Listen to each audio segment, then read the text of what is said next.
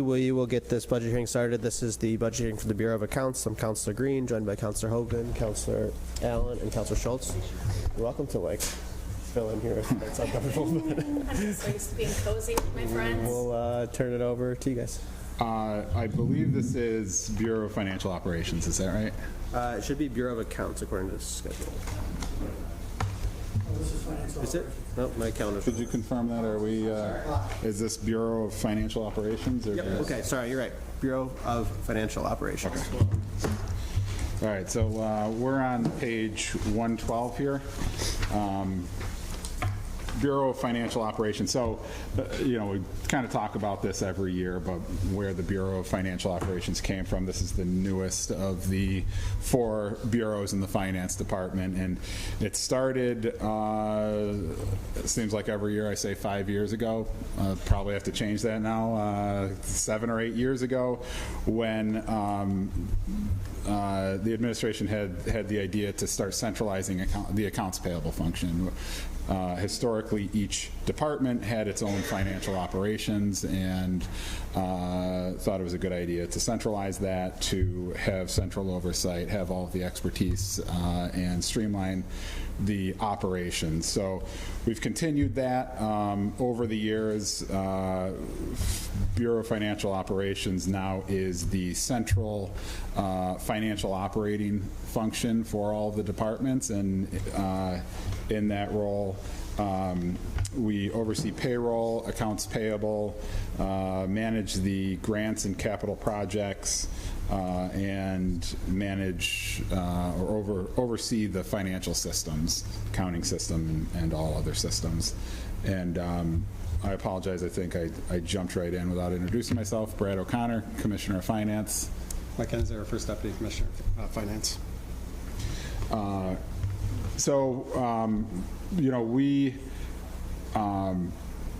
We oversee the mechanics of the financial operations, the payroll and accounts payable that flow through every department, but we're also kind of consulting and advising with the departments. We are their financial arm that they can kind of lean on when question comes up. They've got the operational expertise, we've got the finance expertise, so we try to assist in any way that's needed, and that need is different for each department, different for each circumstance, and so we just try to lend our assistance where we can.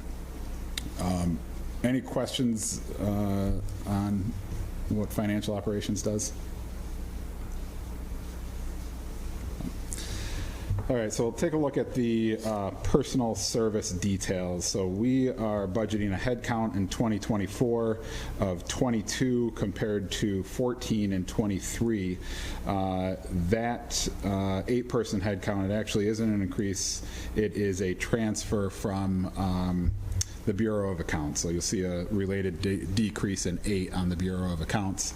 What we did was transferred all of the accounts payable and central finance operations from Bureau of Accounts into financial operations. In some cases, it was individuals who transferred in from another department that were probably misplaced in Bureau of Accounts. In other cases, we split the accounts payable function into the front end and back end, but both of those functions reported to the same individual in financial operations. So moved everyone in accounts payable and everyone with a central financial operation position into the Bureau of Financial Operations from the Bureau of Accounts. The one biggest change, I guess, in the personal services listing here is the creation of a travel coordinator. So we at the city don't have anyone that's helping out with travel plans, travel approvals. It's a fairly complicated system. We've got, I think, 8-page legislation that governs when people can travel, how they can travel, what kind of approval they need.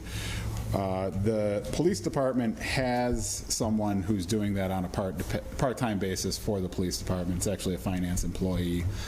we thought it was a good idea to expand that citywide and have one centralized person who can help with all of the questions. And sometimes it's, hey, where do I find the form for approval? Sometimes it's, I'm going to this city and I have a conference that serves me lunch and I need a taxi, and explain to me how I navigate this complex travel policy.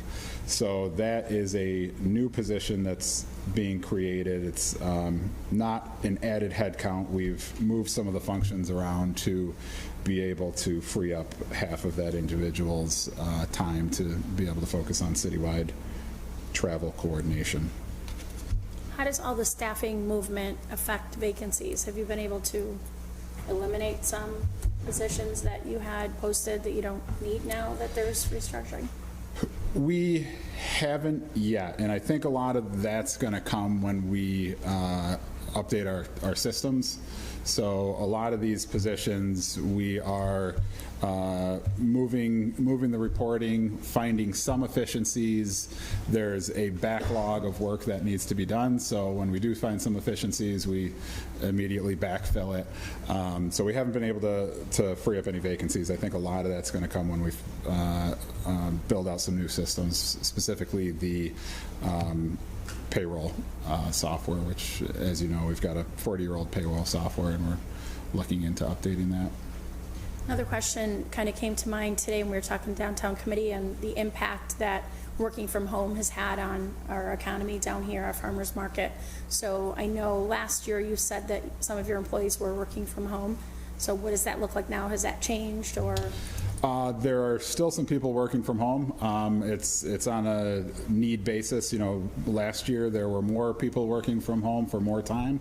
I think as we're shifting back to in-person meetings, we are seeing a lot more in office, but there's still a handful of people that have that option when they don't have any in-person meetings to work from home. When you say need, what's the need?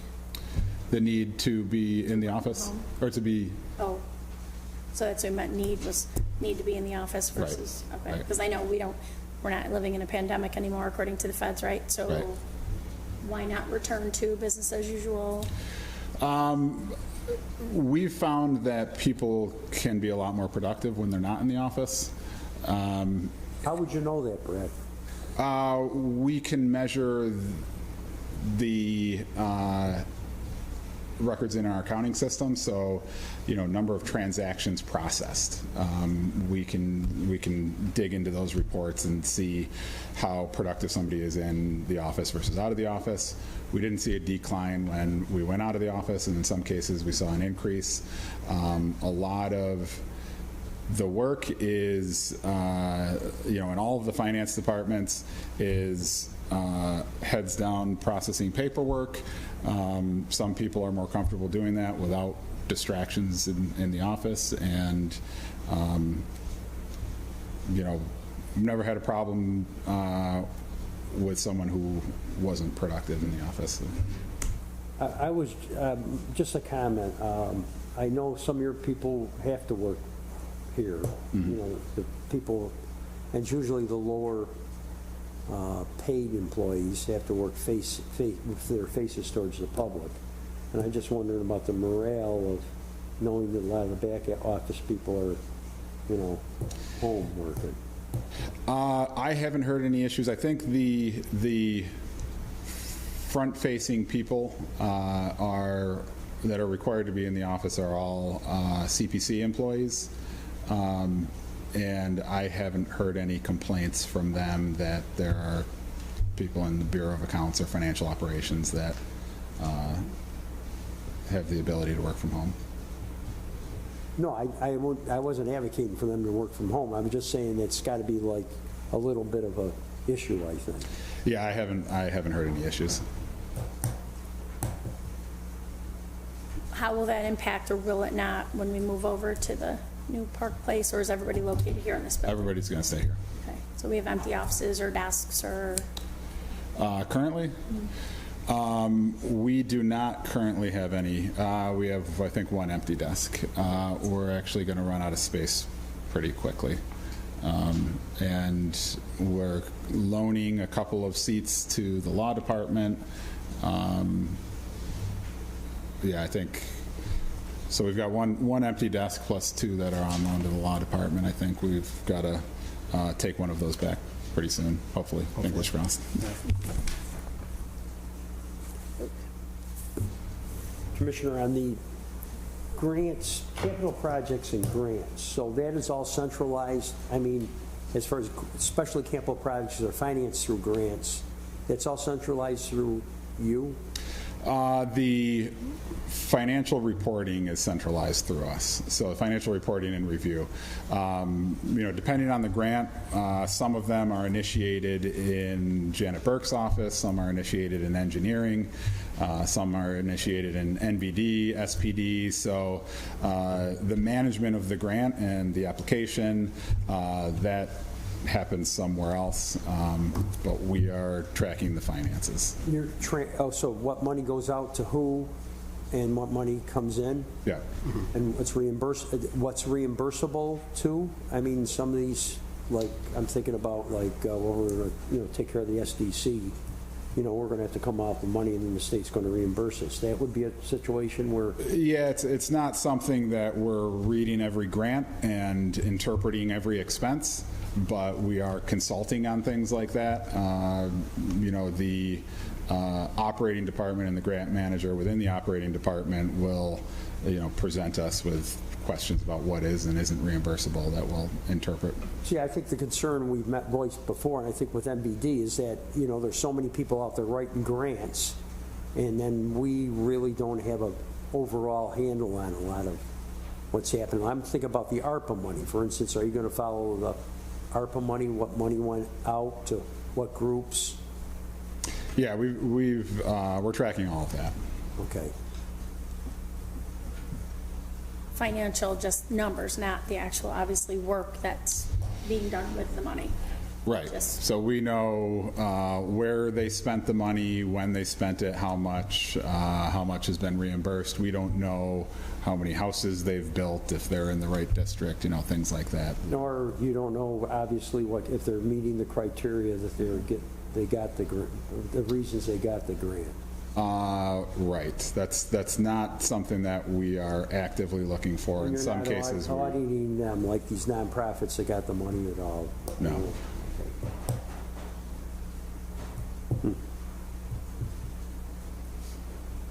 That's all I got. Thank you. Questions on that? If there are no other questions on that, we can take a look at the actual budget.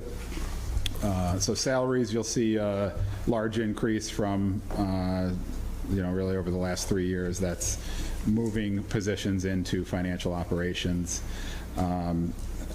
On the contractual and other expenses, the only significant thing here you'll see is contracted services, related parties. As we mentioned last week, that's where the SURA employees are.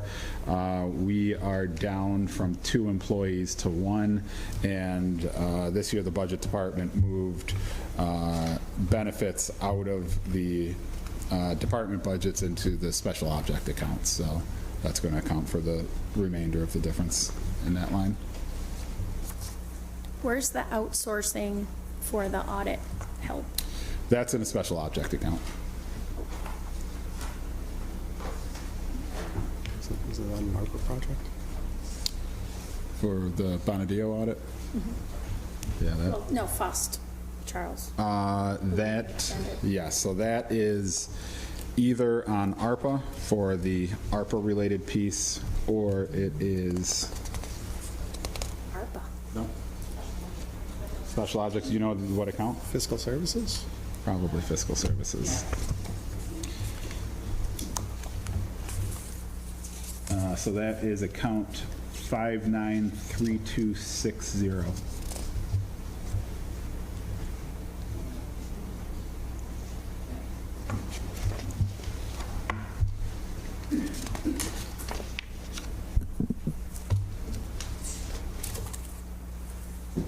Any other questions? That's on page 50. Fiscal, thank you.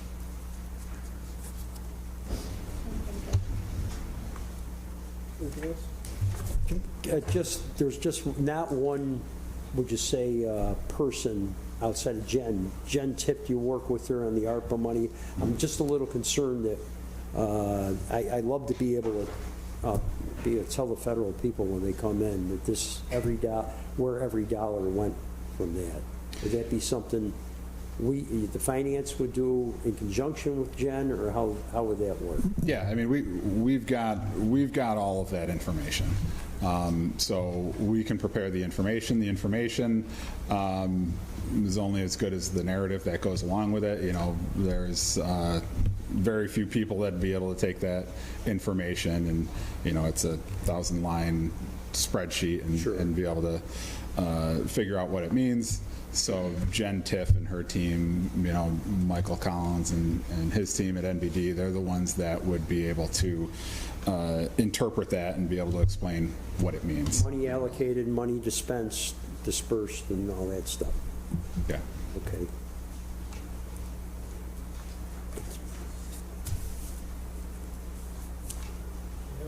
Yes.